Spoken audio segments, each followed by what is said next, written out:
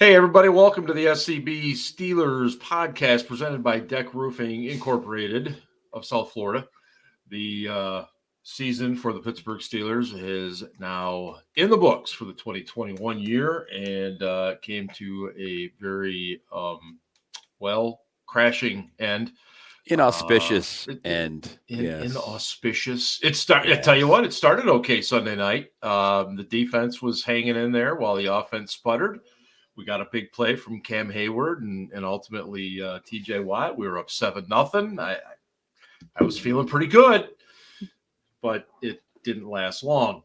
The Chiefs go on to win 42-21, and Steelers are home now. Chiefs move on. They'll host the Bills this week, and the career of Ben Roethlisberger seemingly now over, at the very least, in Pittsburgh.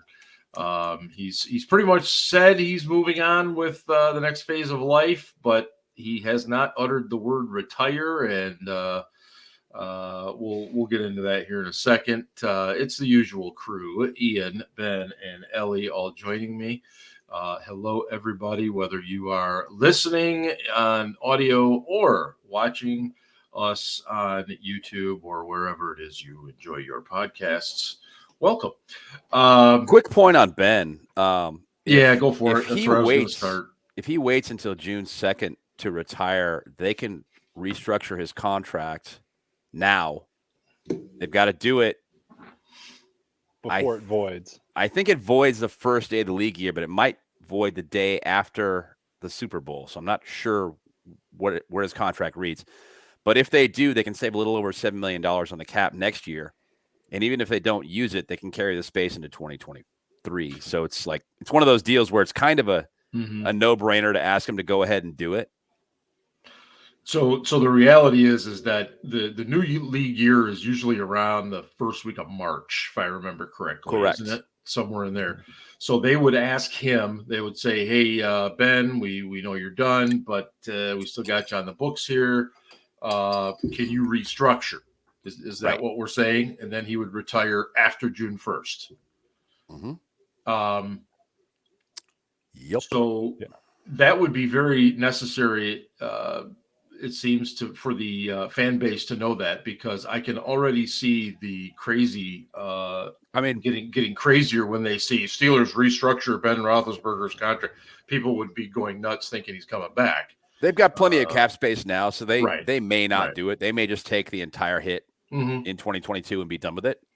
Mm-hmm. But it would give them additional room that they could use this year if they were so inclined. And if they ended up not using it, they could just carry it into next year. Yeah. Didn't the Saints do that with Drew Brees this year? With Drew Brees, yeah. Yeah. They didn't really have a choice, though. They had to. They had to create space. Yeah, they were in a much worse situation. They're in the same boat again this year right now. But they can make the room if they want to. They just got to restructure a ton of contracts. And to be honest with you, if I'm them for anything for a few years, at least start over. Yeah, Ben, you're locking up on us just a little bit right now. Yeah. Not sure why. Not sure. Freezing up, audio stopping there. Yeah. Well, let it refresh real quick. So, Ellie, obviously you saw what we all saw when Ben had his awesome farewell at Heinz Field against the Browns. Obviously, it was a different story Sunday night. What was kind of going through your mind as opposed to that Sunday night or that Monday night game against the Browns? It definitely didn't feel like a farewell thing for me this time. It was the focus was more on the fact that we were in the playoffs, and that was what was most important there. So I wasn't as emotional as I was against the Browns. And him saying goodbye at Heinz Field was just more special. So I didn't really feel that was the goodbye. I feel like we'd already said our goodbyes, and now we were just running with whatever time we had left. I wish it had been more and longer. Of course, we all wish that. But yeah, I didn't feel as emotional at the end of the game, even though I knew that was probably the last time he would ever play, period. it wasn't as emotional for me as the goodbye at Heinz.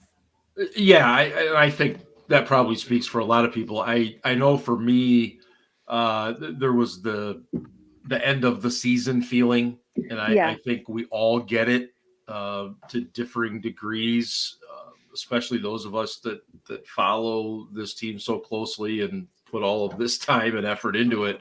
It does hit differently, but in his case, I kept thinking back to that Monday night game. I'm thinking, man, I'm so glad that we got that, because so few players get it.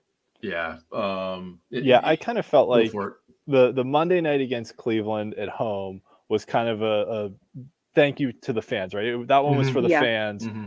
The game in Baltimore was kind of for the team, right? That it was, him going out for the team. And this was kind of just like a victory lap. Like, hey, we got one more game. Let's go have fun and see what happens. Yeah. And my thought really I didn't want to see him go out on a horrendous note. I know we kind of got our ass kicked in the game in total, but like when we got the ball back at the end, I was like, just don't throw an interception. Like I did not want his last pass in the NFL to be an interception, because there's been plenty of quarterbacks that have gone out on an interception, and Drew Brees would have been awesome to get a touchdown. Didn't quite get that, but he completed his last pass to Zach positive Gentry, yards. So for positive yards, exactly. Right. So he had the ball at the end and didn't go out on a pick. So that was. I was thinking the same thing. Yeah, like don't throw a pick. Just I don't care if we don't score. Just don't throw a pick. Yeah, I was right with you. So. Ben, you commented on this, I think, today, as we kind of move towards 2022 a little bit here. Which comment? What's that? Go ahead. Well, the comment is that, well, it's a leading comment, I guess, based on what I've seen. But why do people hate Mason Rudolph? Well, okay. Look, we all four of us, we're not crazy about him as a quarterback. We've all been on record as this, okay? But it's not like the guy shot and killed Santa Claus. Right. What is it? Help me understand this. I think people hate people that insist that Mason will be a good quarterback. I don't think they actually hate Mason. Yeah. I just think they get frustrated. And, social media is dumb. It's not real life. But people get so worked up over it, man. The things I see written, I'm just like, are you kidding me? Mm-hmm. I think people are just frustrated with that. The insistence that Mason Rudolph is a young player. Well, no, he's not. He's about to be a fifth-year pro. He is not a young player. That he hasn't had a chance. Yes, he has. He's had 10 starts. Yep. He's had 4 years. Hasn't really improved much. He's kind of shown us who he is. So, this is kind of a dumb argument. I've said this before, and I will say it again, and I'm sure I'll say it next year. Mm-hmm. It would be really nice if Mason Rudolph would prove me wrong. Hell Go out yes. and prove that he can be a respectable starter. But I don't see it. I just don't. And I think that's at the root of that argument between people that are proponents of Masons and opponents of Masons who are like, this guy is just never going to be the guy. I wish the Steelers wouldn't waste any time on him. Well, unfortunately, the Steelers are not in a great position this year unless a quarterback that they love falls in their lap. I don't expect them to take a guy in the first round. I don't either. I really don't. I don't either. They've got too many other holes at other positions where they can get the best center, or they can get the best strong safety, or they can get the number one right tackle in the 20s, as opposed to getting the sixth best quarterback. Why? No, the hell with that. Solidify your other positions, your other needs with the best available player at that position then, and wait a year and grab your quarterback later. Yeah, we could have had Trevor Lawrence playing behind this offensive line this year, and he wouldn't have lit the world on fire. No, it would have damaged his career. I mean, they were that bad. Yeah, was it Pony today who said that he'd re-signed Trey Turner? That did you not watch the game? Tweets to get these reactions. Well, it worked. That was some dumb shit. I was like, the worst offensive lineman in pass protection, and you would bring him back. Yeah. Personally responsible for what, 8 or 10 sacks that Ben gave? At least one play per game, he just stood there while people ran right past him. Yeah. Mm-hmm. Yeah. Somebody else has got that guy. What? Ian, what?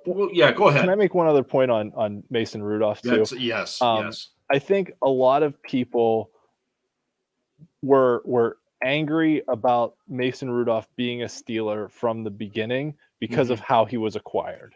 Let's not forget that was the draft in which during the second round, it was the Martavis Bryant pick. We traded away Martavis Bryant, and then used that pick. I think it was the pick we got for Bryant, wasn't it? It was. Yes. I'll admit it fully. I was pissed. I thought they should have taken a defender there. Yeah, we traded away Martavis Bryant in the second round of the draft, and we had drafted.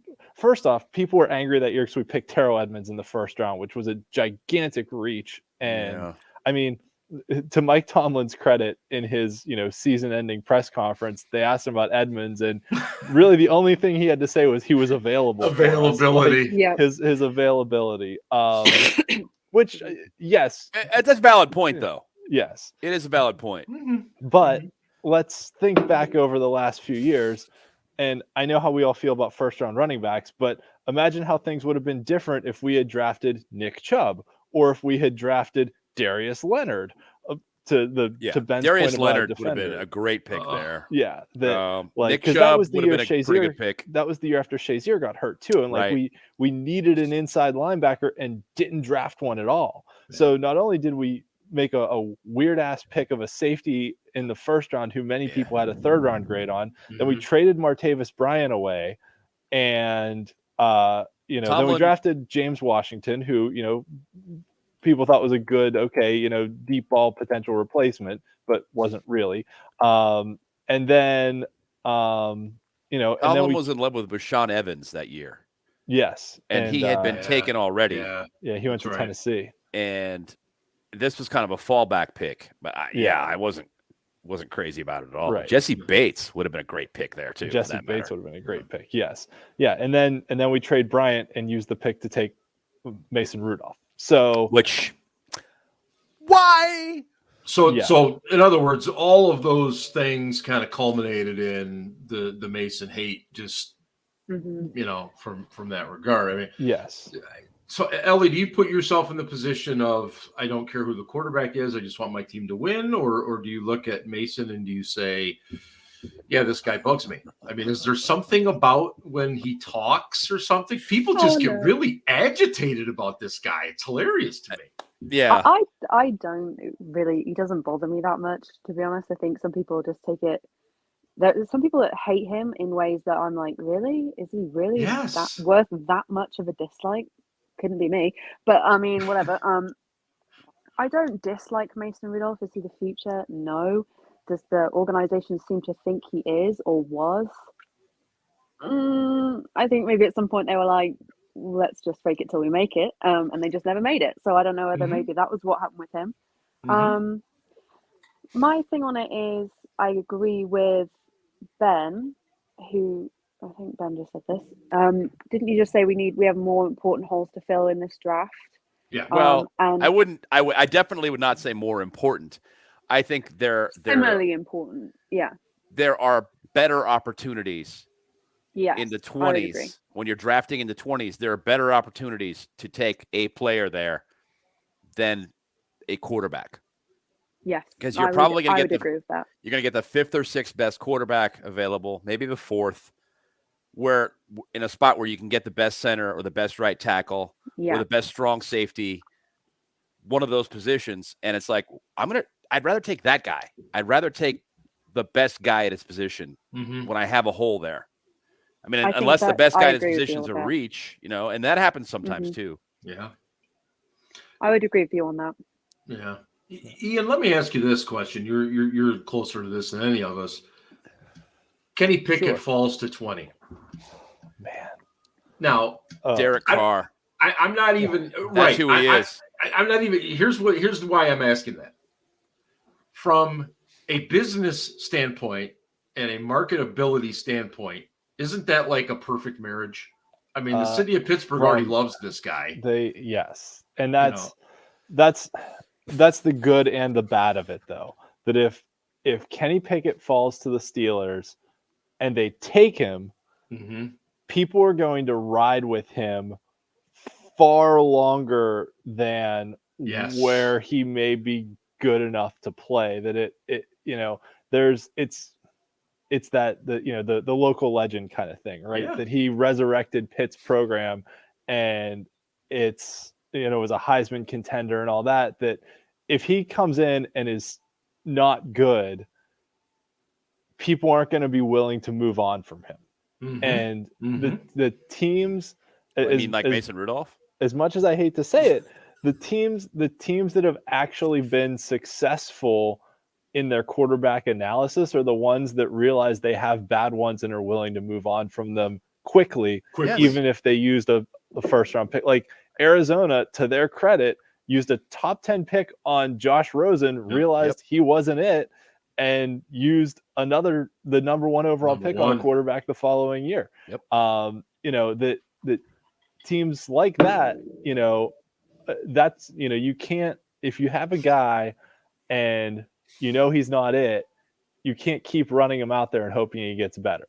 Right? Acknowledge your mistakes and move on. Yeah, it's a sunk cost at that point. It's a sunk cost at that point. Exactly. Yeah.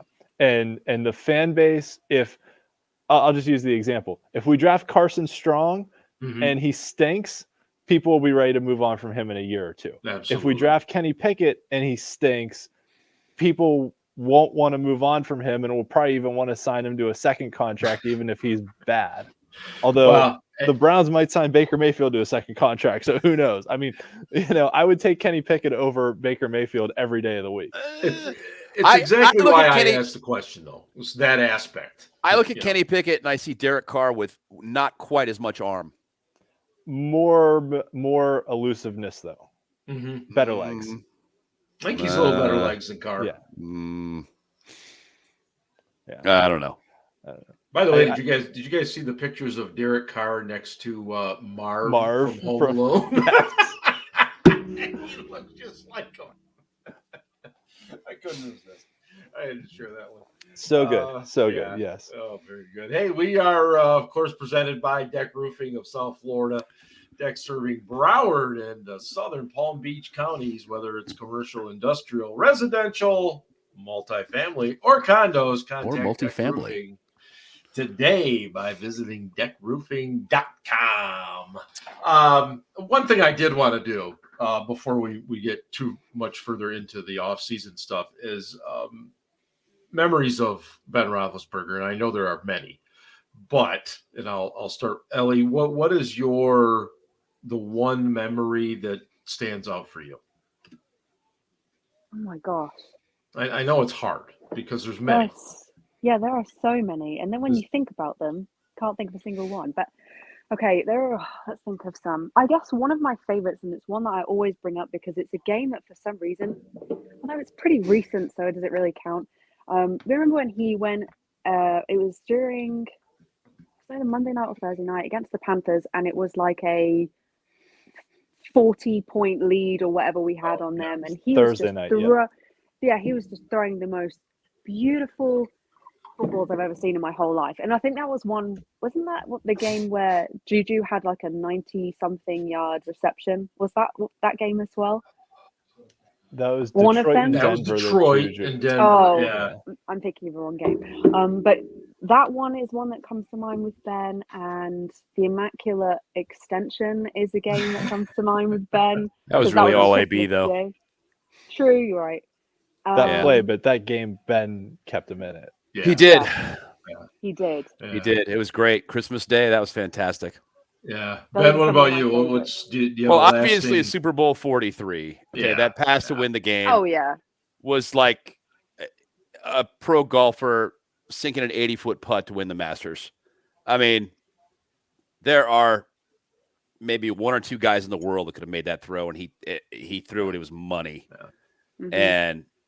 And yeah, Santonio should have caught the pass on the play before people forget that. Wouldn't have mattered, but yeah, that pass was amazing, and it was the only place he could put it. Yep.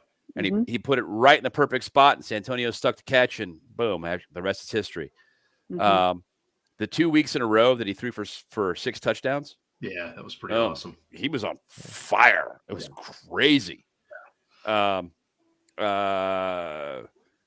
Ravens He's tackled win during the Colts too. Yeah, the tackle was course, fantastic. Of course, the immaculate tackle. The 2005 AFC Championship game in Denver. Yeah. Again, he was on fire. He'd been on fire all the way through the playoffs, and then the Super Bowl, Right. It just got too much or something. He got into his own head or what the deal was. He just didn't play very well in the Super Bowl, but it's too bad because he really had carried them there during the playoffs. Yep. And then Baltimore win, I want to say 2010. Was that the Isaac Redmond play where the play before that he shrugged off Terrell Suggs and threw it away? The flip. Yep. Yeah. Did that. Yeah. Suggs should have been flagged for a face mask there anyway. That was bullshit. Swinging the guy around literally by the face mask, no flag. I'm like, are you kidding me? Yeah. And then looking around, not finding a spot, checking it down to Redmond, and Redmond, to his credit, through the entire Ravens defense, made a play. Yeah. He had to go 6-7 yards to get into the end zone and did it. Mm-hmm. That was amazing. Ian, what's your lasting memory or memories? Yeah, so I'm going to go bigger picture. And this is a true story. Growing up as a kid, every year when my parents took me to see Santa Claus, I asked him to bring me a quarterback for the Steelers. This is factually, I'm not making this up. I did this as a kid. And isn't that like going to church and praying for a Steelers win? I think that's kind of against the rules, Ian. Done that too, so you know. If it works. But at any rate, so finally, by the time I was a freshman in college when we drafted Ben, and I remember his first preseason game, he came in and played, and it was like, oh wow, we finally have something here. Like there's something here. I've never seen it before, because me growing up as a kid, like my first memories of quarterbacks were Bubby Brister and Neil O'Donnell and Kent Graham, Cordell Stewart, Jim Miller. Not good. Right? Mike Tomczak. Yeah. Tommy Maddox, like you kind of thought there might be something, but he just didn't have it. And then they tried to do the Tommy Gunn offense and went 6-10 and wound up getting Ben. So, but at any rate, growing up in the 90s, my dad, my uncles, all those people always talked about how great the 70s were, how great the Super Bowls were. The 2005 Super Bowl, even though Ben played terrible, winning that finally made me feel like on level with the older generation. Like it gave me that connectivity that it was like, I have a shared experience now that I know what it feels like to win a Super Bowl, and it feels friggin' awesome, and it's like, it's that shared connectivity between the two generations of Steelers fans that Ben gave my generation that feeling of winning a Super Bowl. And we did it twice. Right. That feeling of winning a Super Bowl that, our parents' generation had, and growing up, we just heard about it and had to imagine what it was like. And it was even better than what we imagined. So, I think a lot of people fell into that category. The one play that always sticks out for me from him was, I think it was at Dallas early in his career when he was just scrambling all over the place. And I think he found Heath Miller down the sideline. Yeah. It was just one of those plays where it was just like, a man that size just should not be able to do those kinds of things. Right. And then, of course, getting the opportunity to meet him at his camp several years ago, it was weird. It was I'm like 10 or 11 years older than he is, but it's still, as he starts walking over to you, you're realizing you're finally going to get to meet this guy. And I'm a fairly big person, and his hand pretty much just went all the way around my hand. I mean, that was the first thing that struck me, was just how big his hands were, and what a good guy he was, just very friendly. And, obviously in that situation he was going to be, but so, we move on and into 2022, and we've touched a little bit on Mason Rudolph and stuff, but the one other thing I want to say with Ben too at quarterback, even from his rookie year when he came in, you never felt like you were out of a game. Like even true. There a lot of times his rookie year, it was the first time I can remember having any quarterback where he got sacked on second down. You're like, hey, he'll just pick it up on third down. We'll be okay. Like Ben will take care of us. We'll be okay. Mm-hmm. And you pretty much knew on third down that he'd do something, and he'd be like, it's fine. It's fine. He'll go off script here, and something will happen. He'll convert it. 53 fourth quarter comebacks in his career. I mean, just you can't pick one. They're all. Just he was never out of it. He was a tenacious competitor to the end, and my dad always liked to say that he was a glutton for punishment. That like he took so much pain and abuse through his career, and everything he had to go through with a variety of injuries and all that. And I think somebody said on the radio last week that Bennett had over like 200 MRIs in his career, like just with everything that happened. That's like just an insane number to think about. God, he's like a walking radiation, whatever. I mean, geez. Big picture. One more thing about Ben that is going to stick out, and we're going to miss. If the other team takes the lead, gives the ball back to the Steelers, and there's a minute 47 left. Mm-hmm. Do you just go, he's got this? Yeah. Mm-hmm. Yeah. And you knew. I mean, you were just like, he's just gonna do something, and it's fine. We need 3 points to win this. It's definitely happening. We need 7. Yeah, we're probably still gonna do it. It's gonna happen. And we're absolutely gonna miss that, because we're not gonna have that guy anymore. And a comfort blanket. It is. It's going to be a totally different feeling. It's going to be a shit show. I said that, yes. Yeah, Ben said that. Who else would have said that, right? Mike Tomlin spoke on Tuesday, everyone, and he said some very nice things about Matt Canada, the offensive coordinator, and those things eventually led to all of us pretty much recognizing that Matt Canada is going to be back. Not if you ask Amanda. He's definitely getting fired. Well, I look. That's what she says. We all talk to people, and I know Amanda has connections far and wide. Don't get me wrong. I know she does. Love you, Amanda. But Art Rooney, maybe he'll trump him and say, nah, I want somebody else. But I don't think he would have said that had he really felt that way. But Ellie, Matt Canada coming back. Your thoughts? Okay. Swear words allowed. Swear words allowed. I really try not to swear, and you make it so difficult for me. Why? Because one of us has to not swear on this podcast. No. All four of us. I never swear. You're right, actually. You're so full of shit. Once in a while. I don't really know. We've been in this situation for so long now, whether it's Matt Canada or Randy, I feel that we're just kind of stuck in a circle of we hate whoever's the OC. And that's actually a valid point. Yep. Yeah, we're in the same loop as we are now. I don't know. Did they guarantee he was coming back? Because I didn't hear what he said on Tuesday.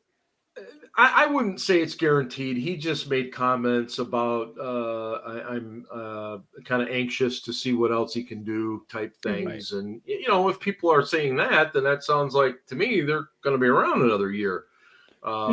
He did say he wasn't satisfied with the performance. Yeah. But then he got asked if, some of the young, inexperienced players had to Canada had to tone down some things, and his response was basically, well, when you have red paint, you paint the barn red, which, in Tomlin's words, was, right. It's kind of like we had to deal with what we had. So, I think there was some acknowledgement that maybe Canada didn't get to run the full gamut of what he wanted to, but at the same time, Tomlin said he wasn't satisfied with the performance, but he kind of said, like, I'm excited to see what he can do in the future. So, yeah, it was kind of a wishy-washy approach. Ben, do you take that comment as to mean that maybe he had to water down the offense because of Ben Roethlisberger? Or was I it took the his younger comments players? as a whole to be supportive of Matt Canada. Yeah.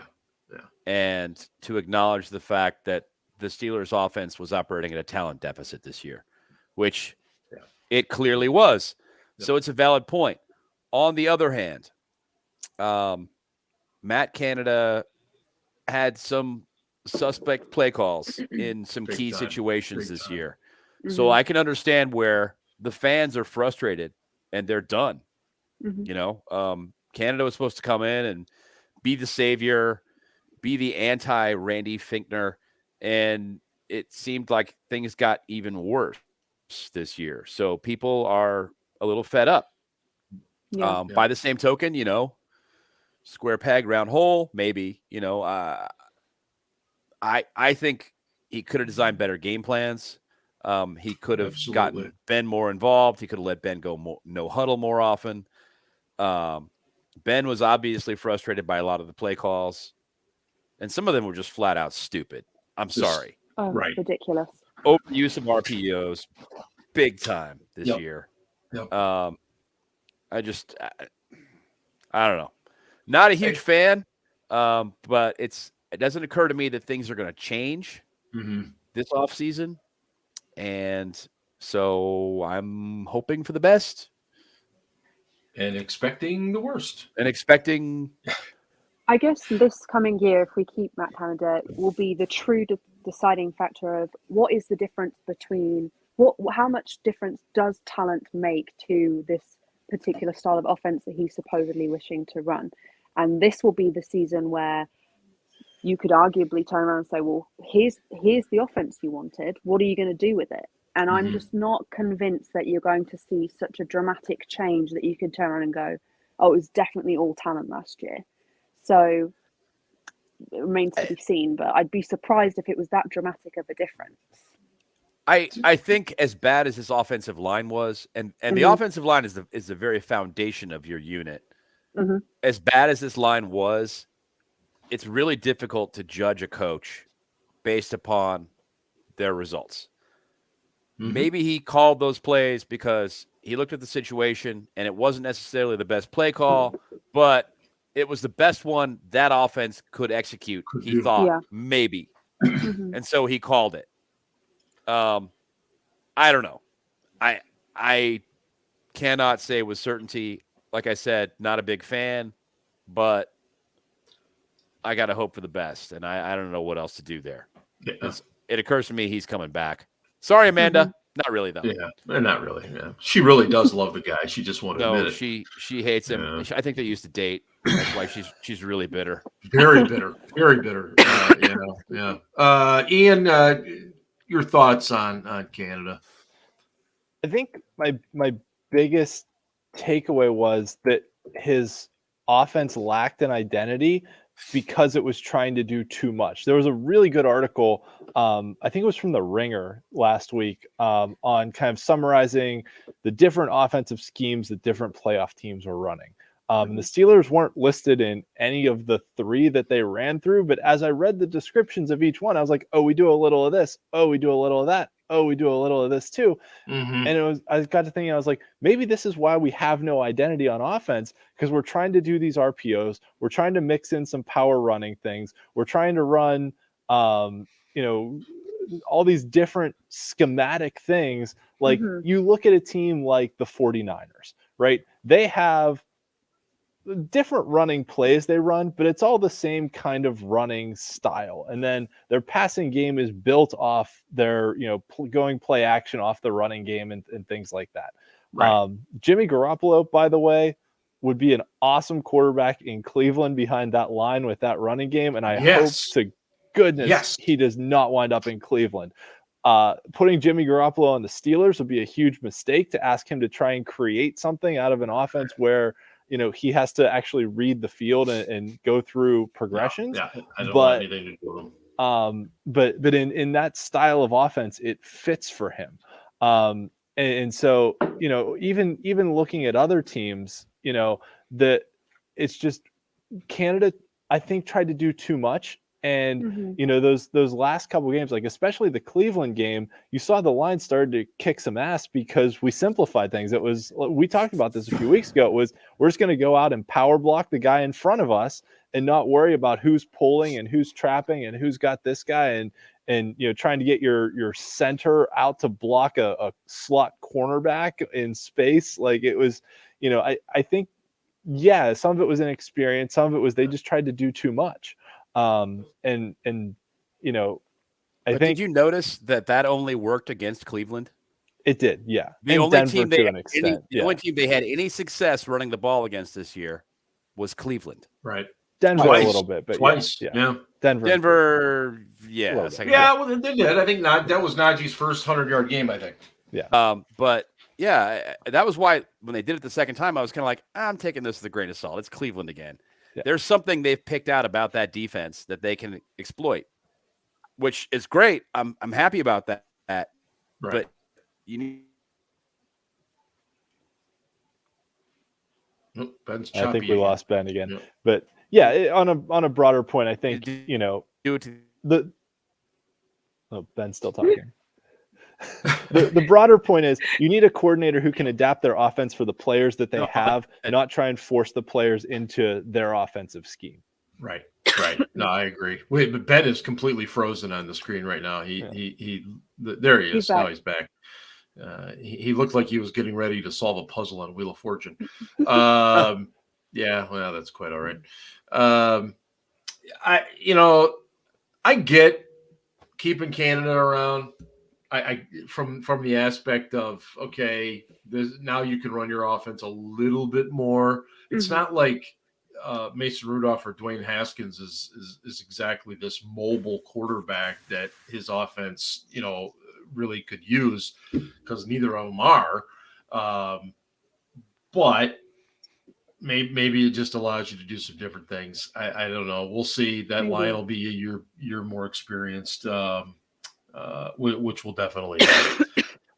As everybody knows, we are part of the Pigskin Podcast Network, and as part of that, we are pleased to be partnered with DraftKings. And it is now the divisional playoffs. If you download the DraftKings Sportsbook app right now, use promo code TPPN. Get 56-1 odds on any NFL team. Bet just $5 and win $280 in free bets if your team wins. That's promo code TPPN for 56-1 odds at DraftKings Sportsbook, an official sports betting partner of the National Football League. All right. There was a little bit of talk this week about Keith Butler, the defensive coordinator. Mike Tomlin acknowledged Tuesday that the possibility exists he could retire. They kind of discussed it at the beginning of the year, and Butts, as he's affectionately known around there, did hint at it. The logic seems to be that Terrell Austin would elevate to that. Ellie, are you okay with that, or are you of the opinion you'd like to see a completely new person come in and run the defense? God, that's a really good question. I think I have a tendency sometimes to be too, what's the word?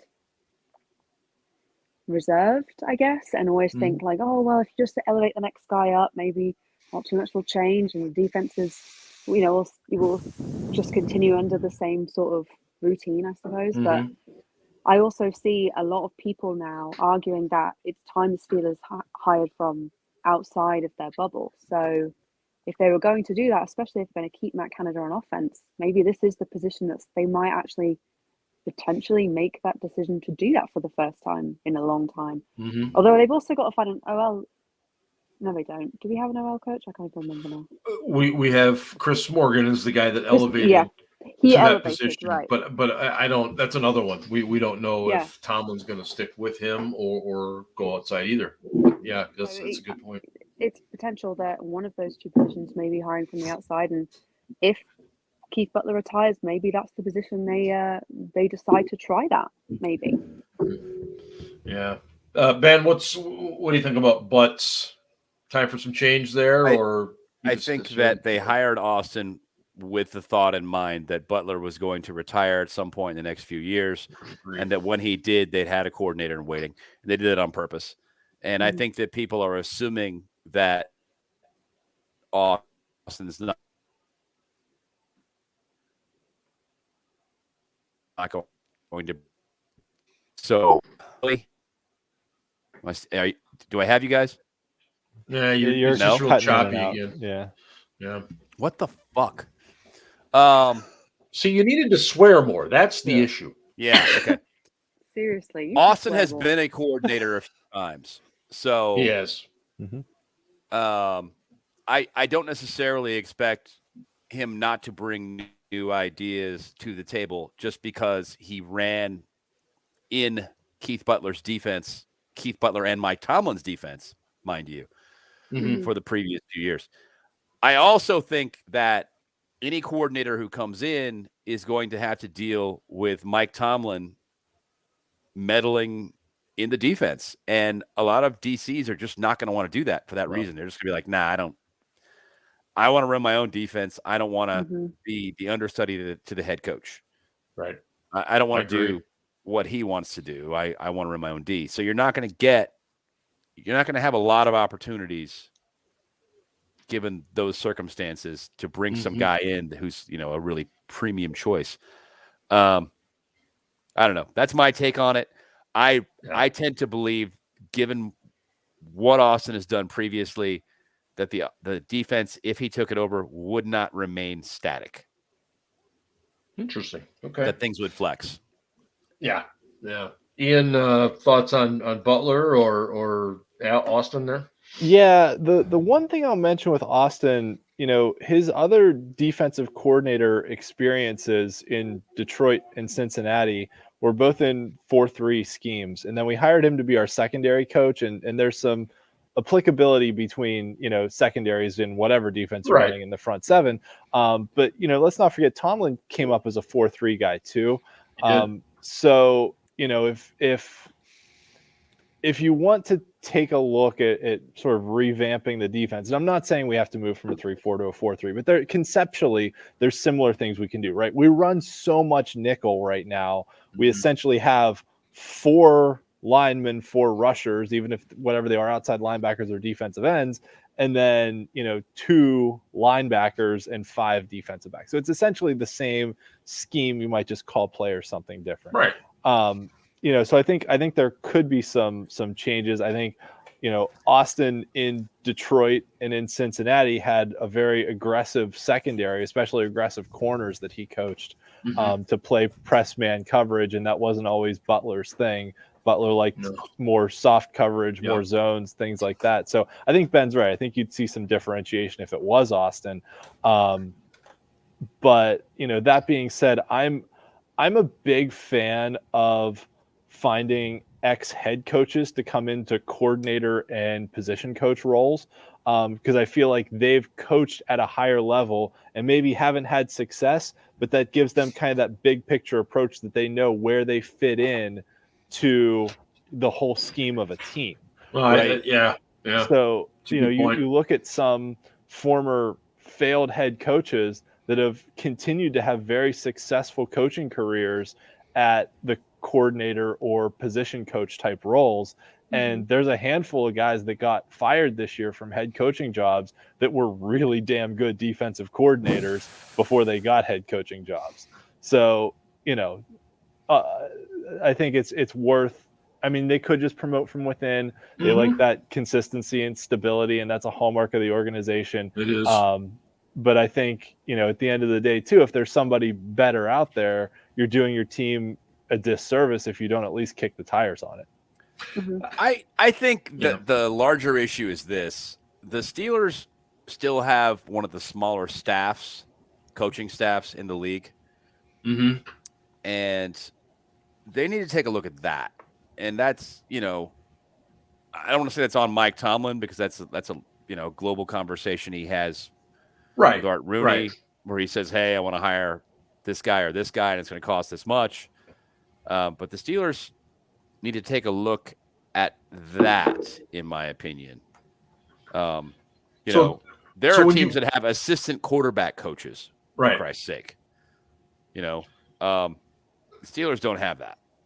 So, I mean, obviously, you can go the other way, and you can have too many voices or too many hands in the pie. What types of things are you talking about in terms of adding some staff? Is there anything in particular? Well, one of the things that Terrell Austin was hired to do was help Mike Tomlin with game management decisions. Exactly what I was thinking. Yep. And look at things from a statistical probability aspect during the course of the game and say, do this, don't do this. I'm going to watch this play. I'm going to tell you whether or not you should challenge it or not. Things along those lines. Hiring a guy who does nothing but that, to me, would be fantastic. But that has to be a guy that Tomlin hires and trains and trusts, or there's no value there. Right. That has to be Tomlin's guy. So it has to be Tomlin's decision to do it. No, I agree. That's exactly what I was thinking. Having a couple of secondary coaches, I think and they do now. I mean, although Austin has split duties, but having a couple of full-time secondary coaches, when you got 10 guys in the secondary, why not have 2 coaches? You got 2 linebacker coaches. Unfortunately, one of them splits his duties as a defensive coordinator. You need a full-time defensive coordinator and 2 linebacker coaches. I think 1 defensive line coach is probably enough. 2 offensive line coaches, definitely you need that. Tight ends coach, yes, you need 1 guy, running backs coach, so on and so forth, quarterbacks coach, offensive coordinator, special teams coach. Maybe you want an assistant special teams coach. I don't know. But looking at ways to effectively expand that staff might not be a bad idea. That's all I think. I think it's a good point to raise. The Steelers do have a relatively small staff, and why not open it up a little bit more? I think at this point it can't hurt, at least right now. I wanted to just kind of get close to wrapping things up here. Ellie, I'm going to give you $45 million. Okay. And it'll be in a check that will bounce. But needless to say, $45 million. No, that's projected to be somewhere in the neighborhood of what the Steelers are going to have cap. Let's just call it 40, whatever you want. I mean, what are you doing first? If you have an opportunity to get some guys in there, the Steelers have never been a team that have gone out and gotten huge money free agents, so that we can just kind of take that off the board right now. I don't see it happening. Maybe. You never know. We haven't had this kind of cap room in a long time. Right. Steven Nelson. What are you, Jeff Harding looking at? A cornerback, a lineman, a defensive lineman, a linebacker? What is your agenda? Top of your agenda right now? I mean, the list is long of things that we need, both in terms of people no longer being in those positions and in terms of people just not being the best at those positions. I've always been someone who looks at the O-line first and always worries about the O-line and thinks that we don't pay enough attention to it and it deserves more money being plowed into it, because a better O-line is a better offense, in my opinion. So I guess that would be one of the first positions I would be looking at. And you do have to, at least looking towards the future, you have to think about quarterback. If Ben said Mason is going into his 5th year, or he is a 5th year. If you're looking for the future, that's not it. So that's another thing that we want to, I would think, would be one of the first things I'd be considering. If I'm not considering it this season, I'm considering it definitely next season. But for me, it would be O-line and then quarterback. Those are my top 2 that come straight to my mind. Excellent. Yeah. Yeah. Ian, what do you think? What are you going to look at first? Obviously, you got the draft. I know that. But what free agency? What are you looking at? I mean, if if you want my absolute like wish list, I mean, I absolutely agree. I think going into the offseason, quarterback is obviously the number one thing we need to figure something out for, whether it's, and Tomlin kind of left all the options open. So whether it's, getting a free agent, picking someone in the draft, and there's been times in the past where we've done both at a position of need where, we've signed a free agent and drafted someone in the first round. So that's all options are on the table. Quarterback is the number one priority. Number two priority is figuring out what's going on with Stephon Tuitt. Is he going to come back, or is he going to retire, or are we going to have to cut him? Just what's going on there? Because that changes your needs on the defensive line as well. Isaiah Loudermilk played very well for being a rookie, but I don't think he's ready to step into a full-time starting role yet. Agreed. Tyson Alualu is going to be in his late 30s. So, I don't know. He's had 2 major injuries the last few years. I don't know if he's going to come back or retire or what's happening there. I would definitely re-sign Montravius Adams and sign Minkah Fitzpatrick to a, Justin Simmons-like extension. So I guess the first thing I would do would be sign Minkah to an extension. Second thing I would do, after you figure all those other things out, figure out what you're doing with the O-line. If Kendrick Green's not your center, you got to go out and get a center, whether it's in free agency or the draft. You got to get a right tackle because Zach Banner isn't it. I think, I think you can move Green to guard. Honestly, I think you could do Dan Moore at right tackle, or left tackle. Sorry, left tackle. Yeah, Kevin Dotson at left guard. Figure out what you're doing at center. Move Kendrick Green to right guard, and then you need a center and a right tackle. And the question with moving Kendrick Green to right guard is whether or not he can pull left. If he can pull left, he can play right. He can play right guard. And I don't know if he can. I think he's got the basic quicks and strength to play the position, although he's undersized. Right. But I'm not sure how effective he can be in that role because of it. That was one of the things that David DeCastro really excelled at until his last year, and then he was terrible. Yeah. But at any rate, to answer your question, I would, if Tampa doesn't re-sign him, I would go out and kick the tires on Jordan Whitehead, who is probably the best run-stopping safety in the league. And our run defense was absolutely putrid this year. And pairing Jordan Whitehead and Minkah Fitzpatrick together at safety would be an amazing tandem. Looking at inside linebackers, I would also kick the tires on a guy like Justin Jackson to be a backup running back behind Najee, because Jackson, when he's had to step in for Austin Eckler for the Chargers, has proven he can both run and catch. And Benny Snell can't really do either of those. And if you want to spell Najee, you want a guy that can do both and can play 3 downs. And especially like if Najee were to get hurt, who's going to come in and play? So a guy like that who can do that. I'm not a big fan of spending a lot of money on running backs, but Justin Jackson's been on a undrafted free agent rookie contract, so you can probably get him for relatively cheap. And the Chargers just signed Eckler to an extension, so I don't think there's much of a starting future for him there. Maybe someone would pay him, but he hasn't really done a whole lot just in sort of injury reserve roles. And then maybe if you want to go the free agency route at quarterback, I think we've talked about Marcus Mariota before as being a guy that, if you're signing a quarterback to be a bridge guy and you're going to put him behind a young, inexperienced offensive line, you want a guy that has some mobility. And, Mariota has more mobility than probably any other free agent quarterback on the market right now. So, that would kind of be my wish list in addition to figuring out the offensive line. And you probably need to figure something out at inside linebacker too.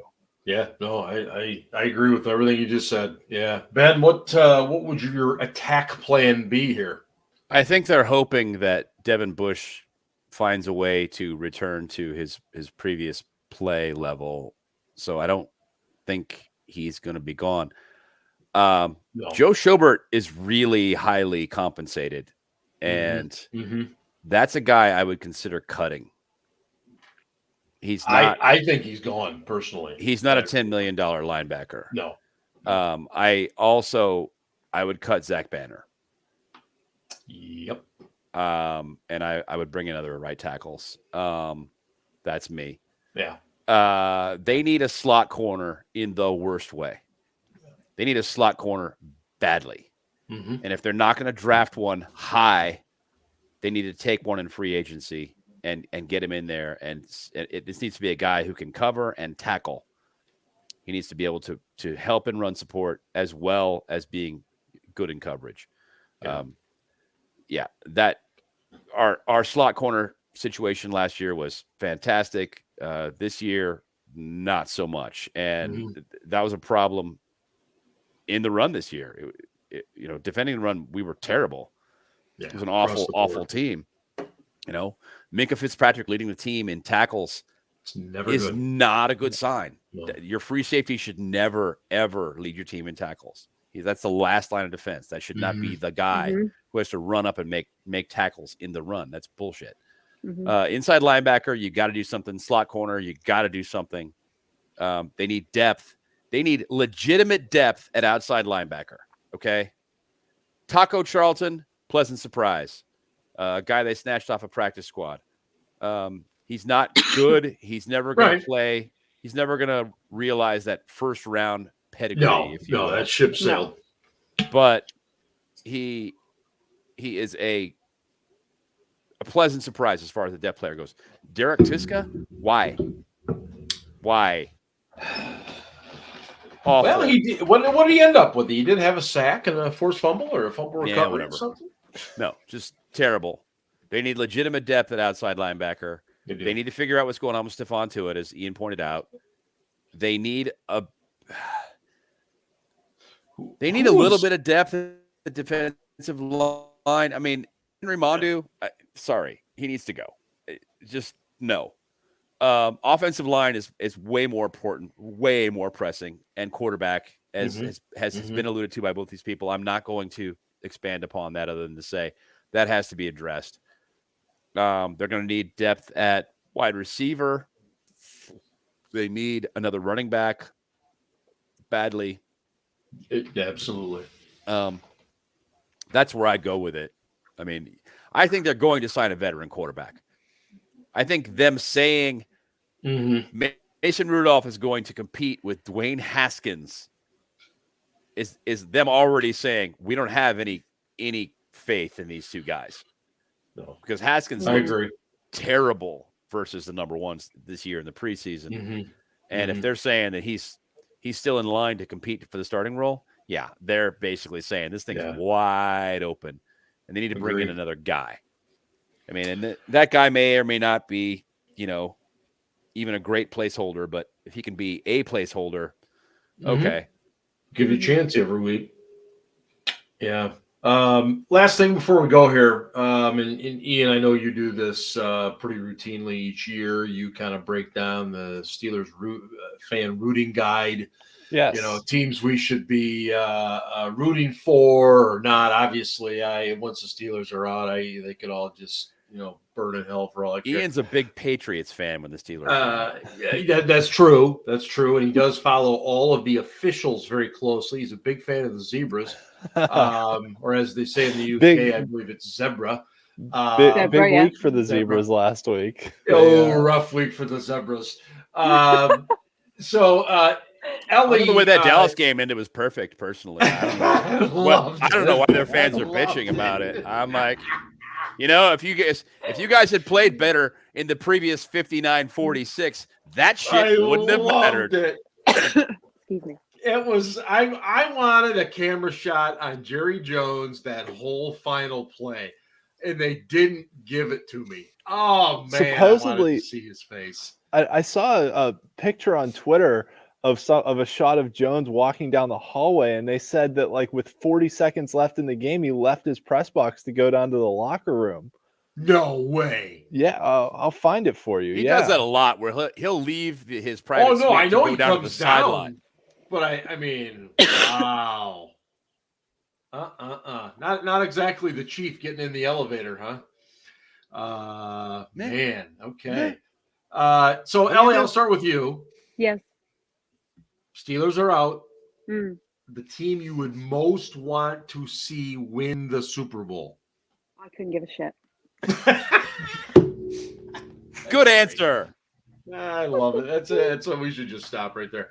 Yeah, I know. Anyone but the Bengals. That's it. Not the Bengals.